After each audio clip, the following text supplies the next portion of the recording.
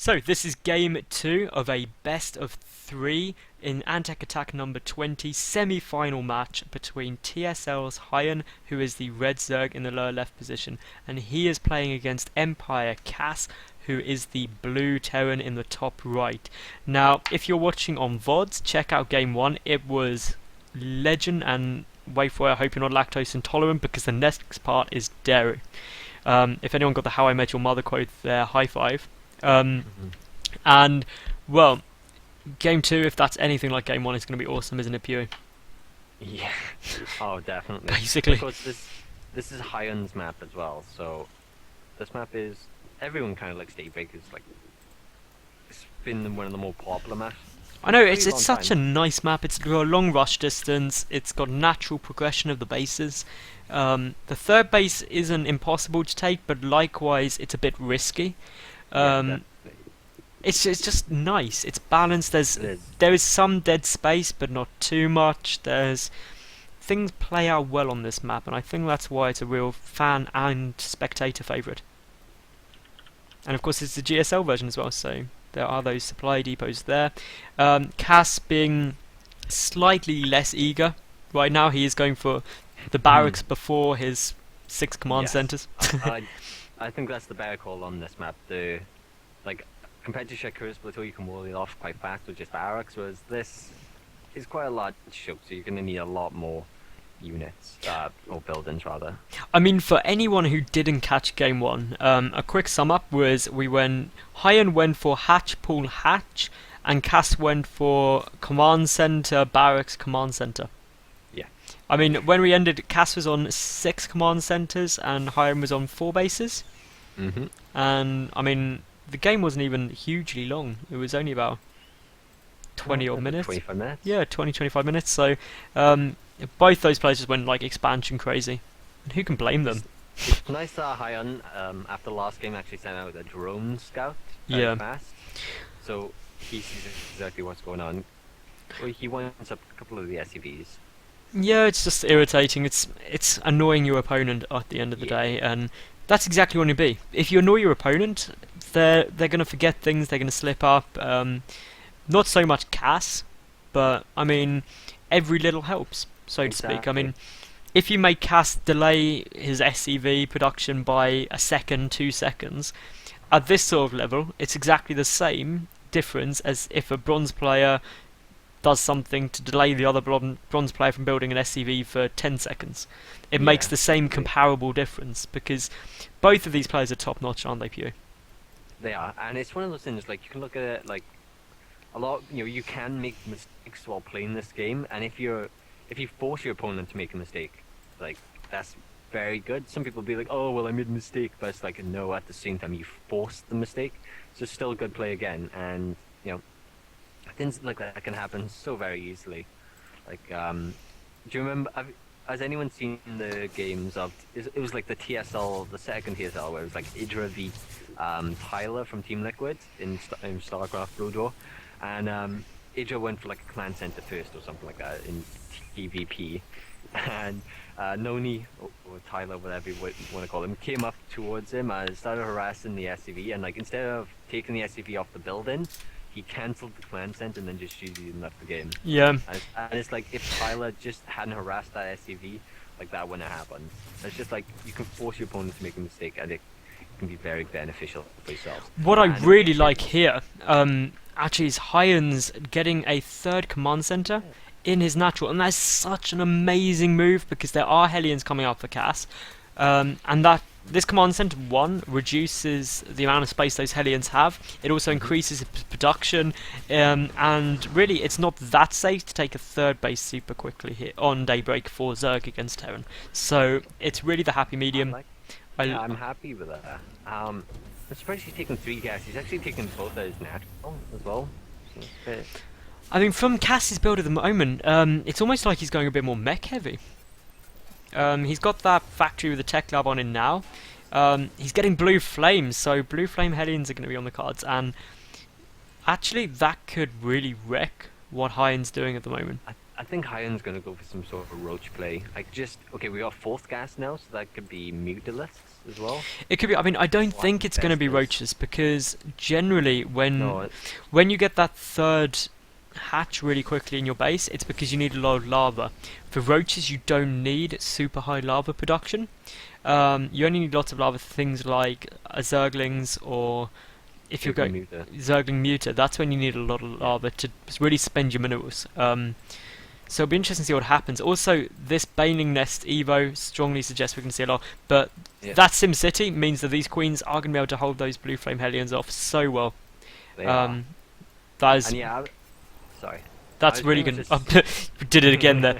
Go on, Pew. You can go first. I'll be the Yeah, gentleman here. I was pretty much assuming there was going to be roaches because of the 3 gas, but now that there's 4, this is indicative of tech play. Of course, the layers coming up, so I think it's going to be Limblin Mura. I mean, I do expect that. We've got some spines coming down, so HyuN, he's got good overlord placement. He knows these Hellions are out. Doesn't know blue flames there, but generally, if a Terran player is committing to 10 Hellions, you know it's a big push. But Yeah, even and completing the full wall off with those evolution chambers, so really, Cass is now going to be sad facing to himself. He's going to be like, what? Why? Why is this happening? Oh, and that spine crawler did not get cancelled. No, it didn't, and this is just really how crazy good these Hellions are. And the Hellions get in the base! That is a big loss there, but Banelings are coming in, but there's only 2. They do manage to get 3 Hellions, but that is not enough to, well... 6th round kills everything anyway. That was very well done by HyuN there. To be honest, it's 1,000 resources to 1,018 resources lost. So that was actually a super equally cost-effective engagement. Both players really ended up where they want. A scan going off there for Cass. The third base on its way out for HyuN. Cass has now got his tanks out though. He's got his third command center as well. Adding on, well, he's got his armory out already. A double armory, so this is definitely a huge mech play. Ooh, and we also have his third command center is now being turned into an orbital. And Baneland speed, melee attack, and +1 carapace are now in production for the Zerg and his third base. To be honest, the Roach one, which literally just started as I was about to say, that could be literally game changing.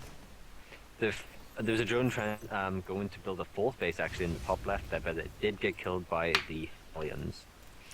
What HyuN has seen is all of these factories, and he has seen the armory out really early with his Overseer, so he is aware that there's a mech play coming out, and I think that's what triggered the Roaches, because against a Thor heavy mech play, or rather a tank light mech build, Roaches are the best unit that really a Zerg player can go with, and lots of Hellions getting picked off there. They all get cleaned up.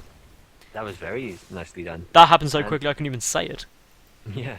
So The little Baneland connector killed like 2 of them pretty fast, and then the Zerglings finished them off. But yeah, okay, now HyuN is taking his full base. You can see the outline in the top left. Yep, I have already got it there. I saw those Zerglings moving their lovely little way up. The creep spread's really good as well for HyuN yet again. He's got his 5th and 6th gas on the way.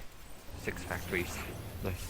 I know, yeah, seriously, Cass is just in boss mode. He's getting tech labs on those factories as well, which I can't help but feel, is he able to support more tech labs because his gas income isn't that high, but I suppose he is just taking Not his... really. He's taking his 3rd base now though, so with the 5th and 6th gas we'll be able to... Cass really investing in the future. Yeah, definitely. That's pretty much like as we're seeing from guys so long to play pretty much. And you can see he's landing his command center. He's got the depot. He's got the bunker and the depots like with the surround. Cass is just so good. We have lots of roaches slowly moving. Yeah, I'm just taking a look at those. HyuN is definitely going to go and try and put on some harassment, and that's the best thing to do. Any Zerg players watching who are struggling with mech, the way you deal with mech is don't let them get it. Basically, don't let them get anywhere close to 200 or 200 or you lose. You've got to be harassing, you've got to be doing damage, you've got to be trading as efficiently as possible for as long as possible. And if anyone wants a bit more in depth, like as we can see, there were the units were moving down here, like, and as we see now, the units of Kaz are moving up to the natural. So he could run down here, snipe a depot, force the units back down, and then run up through the natural into the main with a bunch of circlings or something.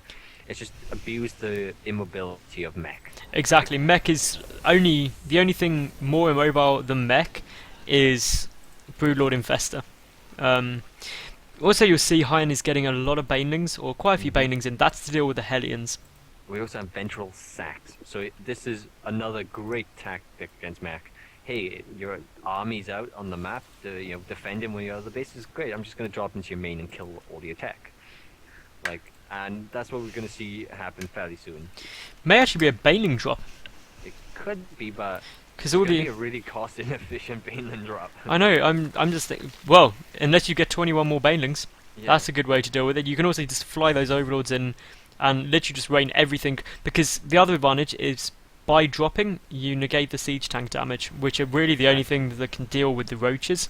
So by doing that, you can actually avoid the issue of siege tanks. And to be honest, I'm really feeling high in this game. Ventral Sacks is about to finish in 3 seconds. The infestation pit just now started. There's Ventral Sacks. What's he picking up? He's only picking up roaches now. No, he's picking up everything.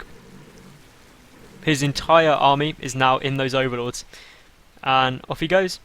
Off he goes. We're going. We're not. When's he going for? What base is he going for? It looks like the third, or we might just go straight over the army. But the sensor tower is there, so Yeah.